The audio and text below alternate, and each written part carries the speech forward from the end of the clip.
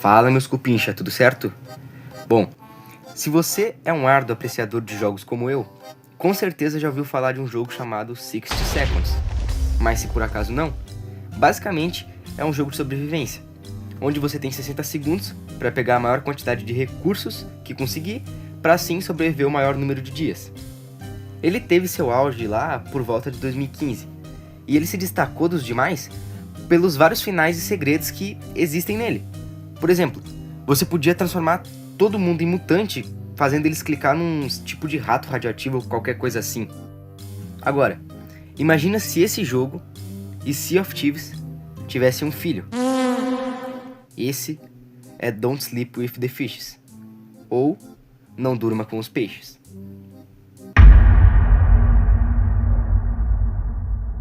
Eu confesso que eu não dei muito pra esse jogo na primeira vez que eu vi. Quer dizer, é um jogo bem monótono. E diferente do 60 Seconds, o RNG desse jogo é absurdo de aleatório. Por exemplo, se no 60 Seconds o mesmo evento acontece 2 vezes e você faz a mesma escolha 2 vezes, vai sempre acontecer a mesma coisa. Mas nesse jogo não. Se o mesmo evento acontece 2 vezes e você fizer a mesma coisa 2 vezes, 2 coisas diferentes vão acontecer. O que deixa o jogo simplesmente impossível de prever e muito mais difícil. Mas bastou eu ver essa criaturinha demoníaca surgir do absoluto nada que o meu espírito investigativo ativou e eu soube que tinha alguma coisa a mais nesse jogo. Portanto, senhoras e senhores, essa é a história de Don't Sleep with the Fishes. Logo no começo do jogo, você já recebe um pequeno contexto da história. Você é o capitão de um barco, em uma missão com uma pequena tripulação. Mas alguma coisa bate no seu navio e quando as sirenes de emergência tocarem, você deve evacuar. Então, o jogo começa. E a gente tem um tempinho ali para ver os itens, o pessoal que tem ali no barco. E depois ele nos dá 45 segundos para pegar os recursos. E logo aqui já tem algumas coisas interessantes de se notar.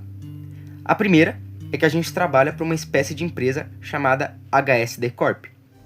Guarda essa informação. A segunda é que além de nós, existem 3 tripulantes. Laurel, Frederick e Roe. E claro, o Capitão Whiskers. Depois de pegar os itens e um companheiro, você pula do barco e embarca na sua jornada de sobrevivência. A mecânica do jogo é bem simples. Você tem vida, fome e 3 energias por dia. Fazer ações durante o dia, como pescar, consertar o barco ou os itens e até mesmo conversar com seu companheiro, que é uma roubalheira do caralho inclusive, consome energia. Então, você vai ter que administrar bem como que você vai gastar. Já durante a noite, é onde as coisas realmente acontecem. Porque os chamados eventos que acontecem à noite podem variar tanto de uma chuvinha fraca até um fucking kraken. Mas a gente já chega lá. Nos eventos, dependendo do item que você usa, gera resultados diferentes. E mesmo utilizando o mesmo item, é possível obter resultados diferentes. Por exemplo, no evento dos tubarões, que é quando os tubarões cercam seu barco, se você escolher atirar com o arpão, eles simplesmente vão embora, mas você perde o arpão. Se você for maluco e escolher mergulhar com o traje de mergulho, eu tenho medo de você. Mas você ganha 4 peixes. Agora, se por algum acaso você escolher usar a boia...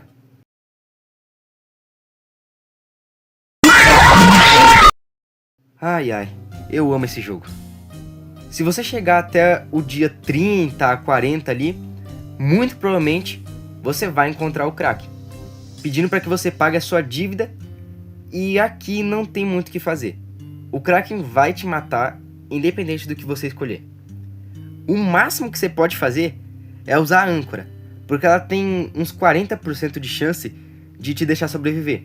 Já que se você navegar por mais de 40 dias, existe uma pequena chance de você encontrar uma ilha e ser salvo. E daí é GG, fim de jogo, né? Mas eu sabia que não podia ser só isso. Um jogo onde você só navega até chegar numa ilha.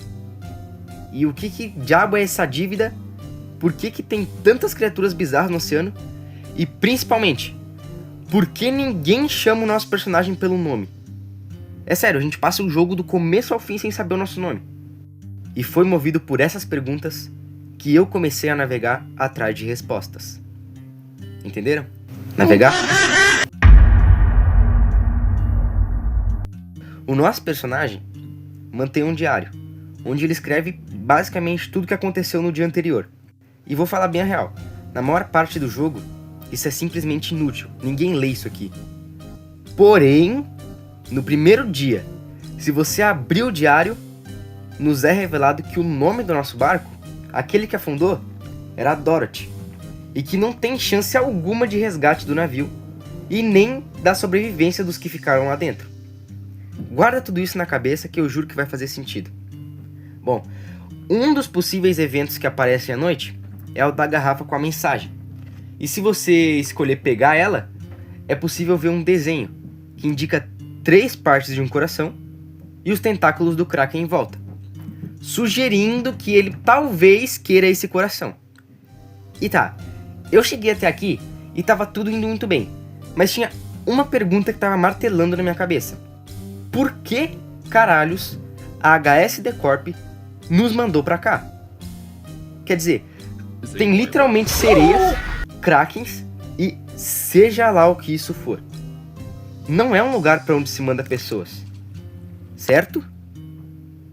Certo? Bom, em um dos finais bem específicos na real do jogo, onde você morre pra uma cobra alienígena de uma ilha, na tela de morte, onde diz nota da companhia, aparece escrito resultado esperado. O que significa que a HSD Corp já esperava que a gente ia morrer. Eles já tinham planejado isso. E tudo piora quando a gente começa a pegar umas espécies de notas com a vara de pesca que nos contam um pouco da lore. E em uma delas é possível ler a seguinte mensagem: se eu não for o mesmo depois do meu contrato, me afundem. O que nos faz pensar: toda pessoa que faz um contrato com a HSD Corp acaba mudando de alguma forma. Ela não permanece a mesma. E para deixar tudo ainda mais esquisito, a próxima nota que a gente encontra é uma que diz o seguinte: HSD Corp declara falência. E mais, eles estão respondendo pela morte dos tripulantes. E você pode até dizer que provavelmente essa notícia se refere ao nosso acidente. Por exemplo, alguma coisa bateu no nosso barco, o barco afundou e agora a HSD Corp está respondendo por isso. Mas tem 2 coisas que provam o contrário. A primeira é que isso está escrito num jornal, e esse jornal é muito velho para ter acontecido tão recentemente. Segundo, a próxima nota, que não é nada mais nada menos do que um cartão de identificação, que mostra a silhueta de um homem usando um chapéu. E não dá pra ler muita coisa. A única coisa que dá pra saber é que ele era um funcionário da HSD Corp e que o nome dele começava com a letra D. E olha só, se isso aqui não foi planejado pela fada da conveniência, eu não sei o que foi. Mas logo na noite seguinte, depois de encontrar o cartão de identificação, bate no nosso barco um esqueleto, utilizando um chapéu com o nome Damian. Então pronto, agora a gente sabe, aquele funcionário se chamava Damian, e infelizmente ele acabou falecendo. O que prova que a HSD Corp foi à falência e está respondendo pela morte dos tripulantes da embarcação de Damian. Então, isso nos gera 2 perguntas. Primeira, por que caralhos que a gente tá nessa missão, já que a empresa faliu? E segunda, se a empresa faliu e tá fora de operação, como que a gente foi enviado para essa missão? E só com isso aqui já dá para montar um monte de teoria maluca de looping temporal, dimensão paralela e por aí vai. Mas eu vou optar por manter o pé no chão por enquanto. Bom, depois de encontrar o esqueleto de Damian, o nosso personagem pega o chapéu dele e vida que segue. Só tem um problema. Mesmo depois de ter feito tudo isso e descoberto tudo que eu descobri, eu ainda assim fui morto pelo Kraken quando cheguei no dia 37. A minha dívida ainda não foi paga. E meus amigos, que dívida do capeta! A primeira coisa que a gente tem que fazer é pegar o Roll, que é esse Sasuke de 3 oitão aí. Daí você fica falando com ele por uns 4 dias seguidos, sem fazer mais nada. Não pode pescar, não pode consertar o barco, não pode fazer mais nada, só conversando. E com muita sorte, ele vai te dar a primeira parte de 3 daquele coração, lembra? A segunda parte, você vai conseguir utilizando o equipamento de mergulho. Daí você vai torcer para encontrar um baú que tem uma mísera chance de te dropar uma parte do coração. E a terceira e última parte, você encontra em um evento que acontece lá pelo dia 20 da Lua de Sangue, onde o mar vira sangue. E aí, se você usar o balde ou a rede, você consegue a última parte do coração. E agora sim, senhoras e senhores, o nosso mistério terá respostas. Já que quando você chegar no Kraken agora com as 3 partes do coração, dessa vez, e pela primeira vez no jogo, nós ouvimos o nosso nome.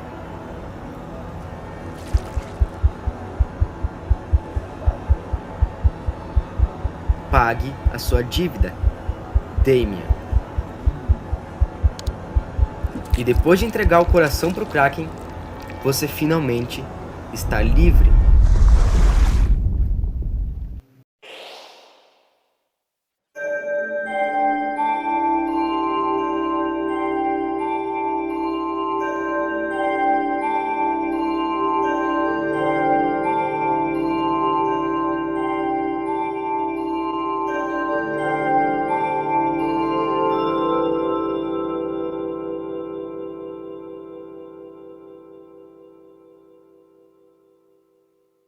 Ou será que não?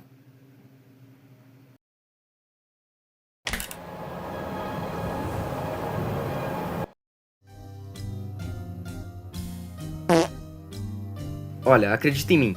Eu sei bem o que você deve estar pensando. Como que a gente pode ser o Damian se o Damian tá morto? E eu respondo: quem foi que disse que a gente tá vivo?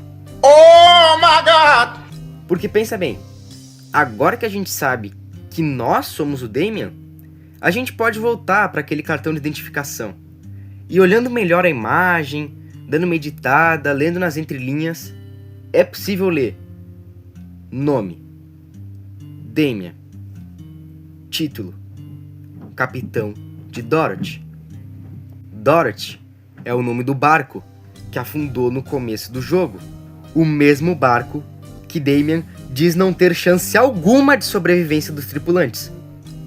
O mesmo barco dessa foto que diz que a HSD Corp está respondendo pela morte dos tripulantes, pela morte de Damian. Que mundo é esse tão cruel que a gente vive? A covardia superando a pureza. O inimigo usa forças que oprimem. E tudo faz ainda mais sentido quando você descobre que um dos finais mais raros do jogo é o Traficado por Fantasmas, onde você encontra um navio fantasma e caso você consiga chamar a atenção dele, você é sequestrado pelos fantasmas. E agora eu te pergunto, você não nota a semelhança entre esse barco e Dorothy? Desde o começo, Damian morreu junto com a tripulação. Damian nunca conseguiu escapar. E agora, ele vaga numa espécie de purgatório, condenado a navegar infinitamente pelo mar. Por isso que toda vez que você encontra o esqueleto, você pega o chapéu dele. Porque quando você morrer, você vira um esqueleto. E aí o seu esqueleto vai estar de chapéu, para que o seu próximo eu possa pegar de novo. E é engraçado porque o jogo ele vai te dando pistas conforme você vai jogando. Por exemplo, depois que você pega aquele cartão de identificação, e mesmo que você não tenha feito todo esse trâmite que eu fiz, e visto que a gente era o Damian, e que a gente era o piloto de Dorothy, não, nada disso. Se você só visse a silhueta, e visto que ele usa um chapéu, e você fosse pro começo do jogo, onde também aparece a silhueta do nosso personagem, dá pra ver que o jogo tava praticamente jogando na nossa cara que a gente era o Damian desde o começo. Na noite que você encontra o esqueleto para pegar o chapéu dele, se você levantar e conversar com o Ro, tem uma mísera chance de ter um diálogo onde ele diz que viu o corpo do antigo amigo. Eu sempre gostei de jogo de terror e mistério, mas esse aqui conseguiu se superar, porque ele conseguiu juntar simplesmente um dos jogos que eu mais gostei na minha infância e juntar com um dos meus maiores medos, que é o mar. Eu gosto como esse jogo consegue esconder as coisas e que você é obrigado a jogar e fazer escolhas diferentes para conseguir descobrir. Por mais que esse jogo seja difícil pra cacete, eu admito isso, ele é legal, ele é divertido.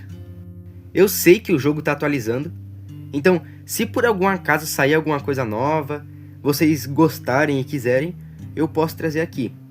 E eu sei que o foco do canal é mais filmes, mas eu tava a fim de contar uma história diferente, e como esse jogo me cativou bastante, eu quis falar. Deixa o like se gostou, porque eu sou o The End, e lembrem-se, não durmam com os peixes.